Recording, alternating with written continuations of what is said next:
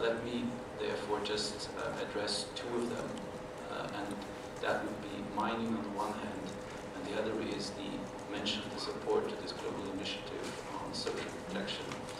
On mining, I think that the issue is clear that mining can generate income and contribute to sustainable development, provided that the governance context is right, and that the governments take their responsibility to legislate and enforce legislation that should be there to guarantee the rights of local and indigenous, local communities and indigenous peoples, to also be heard in the preparation for it, and also to have the just share of any proceeds that come forward. So I think in a way, the question that I would give back to those who spoke about it, when you look at the current text and the negotiation, where do you think it currently still lacks in safeguards and in clear calls in that regard? Because I think we need to find the right balance.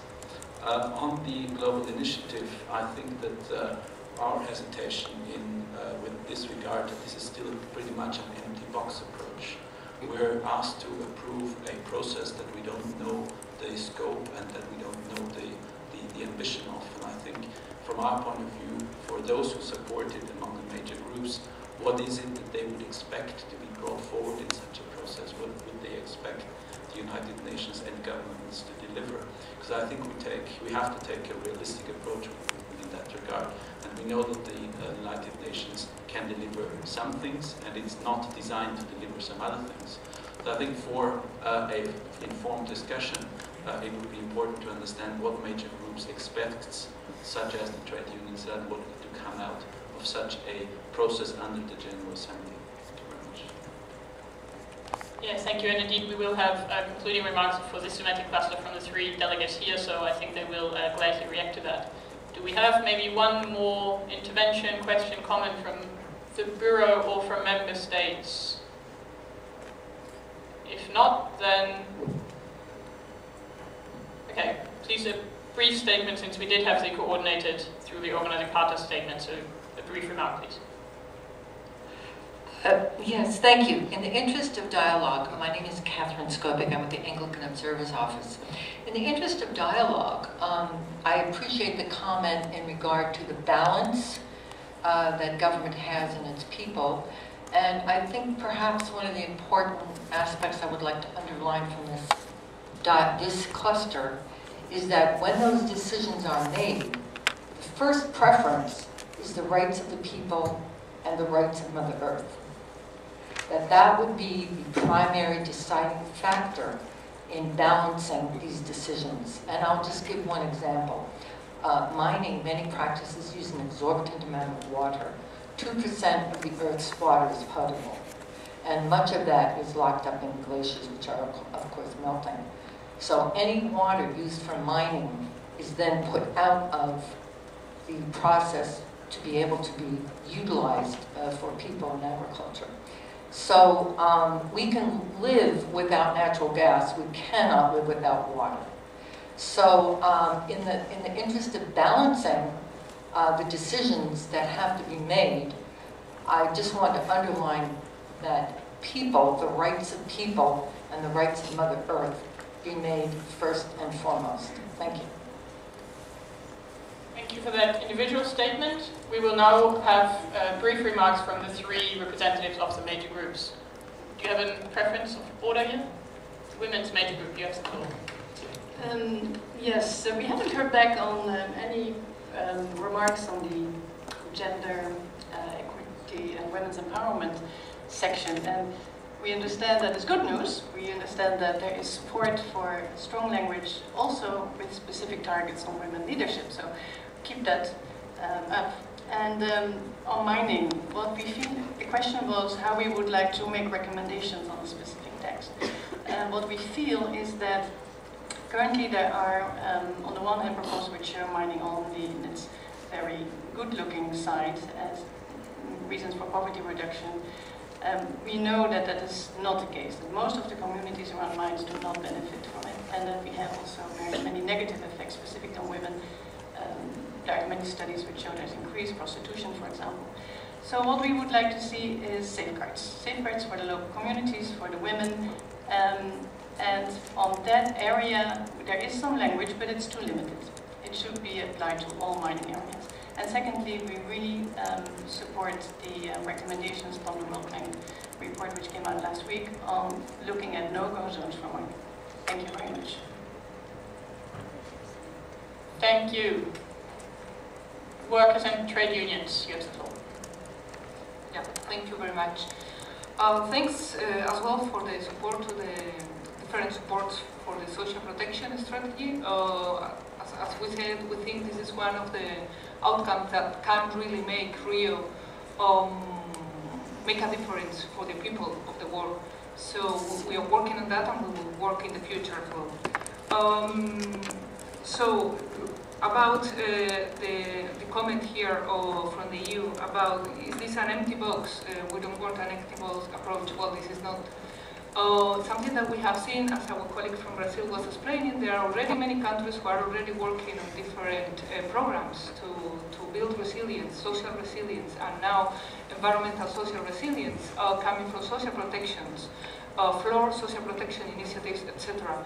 But this is not happening in the whole world yet, for many different reasons. For the lack of financing, for the lack of information, for the lack of interest, or the lack of what exactly, how can I do it?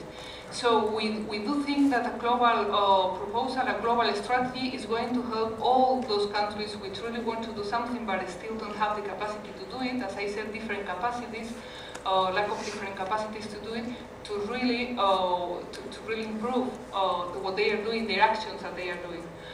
So we do think the only way of really moving this issue of social protection forward is through having a global initiative, global strategy that will come from Rio and that will have very concrete, specific specific goals and targets. That's something that we really want to stress here. It's not about having a very nice statement at the end of Rio, but we also need to understand what's going to be the roadmap, what's going to happen in 5 years' time, 10 years' time, and how it's going to happen. Financial, research about that, etc. Let me add as well something, let me react to the comments about the FTT. We would do agree with our colleague that this is a very complex issue, and that's the only part we agree with what he said. Fortunately. An FTT is not about, increasing the tax to end consumer. It's not about increasing the tax to the citizens, let's say, to the consumers, to the workers, etc. It's about taxing transactions. And many times, as everybody here knows, transactions are only happening because of speculation, speculative reasons. And that's exactly what we want to tax. And that's exactly what the FTT is about. It's reducing speculation and it's raising financing resources that can be used for many different areas in the different countries. Every country will decide what to do with all this money that will come from an entity. It could be sustainable development, it could be social protection, it could be climate change, it could be many other different things, because countries have different needs. Let me only add something about, I didn't hear any reaction from our colleagues from the Gorup about the need to really promote new jobs on environmental sectors, what we call green and decent jobs. And I also would like to know your ideas about that, your positions. Thank you. Thank you. And last but not least for this section, Indigenous peoples, you have the floor. Thank you. I appreciate the constructive suggestions from our other colleague for a regulatory framework, but our experience in the Pacific with countries with mining has not been a happy one. There's an asymmetric balance of power between mining multinational corporations and governments in developing countries. When bilaterals were entered into, the voluntary agreements to observe standards fall by the wayside. Hydraulic lubricants are used for drilling in mining, and it's very difficult to contain their contamination of water and soil. they're proposing seabed mining in the Pacific. And from what we have seen of the technology, it's very difficult to contain the byproducts from the plume if you vacuum up minerals from the seafloor. This will affect the fish, which are our main diet. So we are very keen to have the regulatory framework which is proposed by a World Bank report on responsible mining. But we understand that probably it will be the rather larger corporations that would adhere to these and observe these standards. The small to medium enterprises would be less likely to stick to them. So if it's difficult to implement a global agreement, then we would rather not have it at all, since we cannot move from where we are. That is all. Thank you. Thank you very much. With that, we will move with near perfect timing to the third and final thematic cluster of this morning, which is human rights and governance in the context of Rio+20 by the major